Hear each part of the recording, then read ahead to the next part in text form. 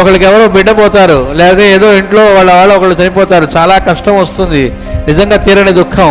కానీ పరమాత్మ ఏం చేస్తాడు, నెమ్మదిగా హీలింగ్ జరుగుతుంది, దానిలోంచి ఓర్చుకోవడం వస్తుంది, నెమ్మదిగా దాని నుంచి బయటపడటం వస్తుంది, అన్నీ జరిగేట్టు చేస్తాడు. కాబట్టి ఎప్పుడు ఒకటే ఉండదు. ఇన్నిటి మార్పులను ఫలితములను అనుభవించువాడు జీవుడు.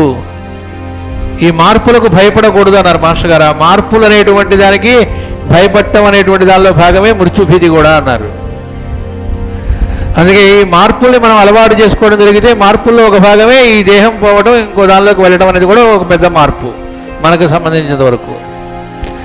కానీ ఈ జీవితంలో వచ్చే ప్రతి మార్పుని మనం కనుక అలవాటు చేసుకోగలిగితే, సింపుల్ సప్తాహానికి వచ్చామనుకోండి, మనం అనుకున్నట్టుగా బెడ్ ఉండదు, మనం అనుకున్నట్టుగా వాతావరణం ఉండదు, మనం అనుకున్నట్టుగా బ్రేక్ఫాస్ట్ ఉండదు, మనం అనుకున్నట్టుగా టైంకి టీ ఉండదు.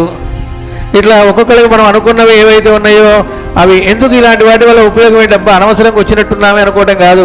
మనం ఓహో అంటే మనం ఇలాంటి అలవాటు ఒక దానికి ఎంత బానిసలై ఉన్నామో మనకు అర్థమవుతుంది, ఎంత బంధంలో చిక్కుకొని ఉన్నామో మనకు అర్థమవుతుంది. దానిలోంచి బయటపడడానికి తర్ఫీదుగా పరమాత్మ ఒక అవకాశాన్ని మనకు ఏర్పాటు చేశాడన్నమాట అనేటువంటిది మనం గ్రహించాలన్నమాట. అక్కడ ఇన్నిటి మార్పులను ఫలితములను అనుభవించువాడు జీవుడు, ఇన్ని రూపములుగా వర్తించుచు క్రీడించుచున్నవాడు వాసుదేవుడు.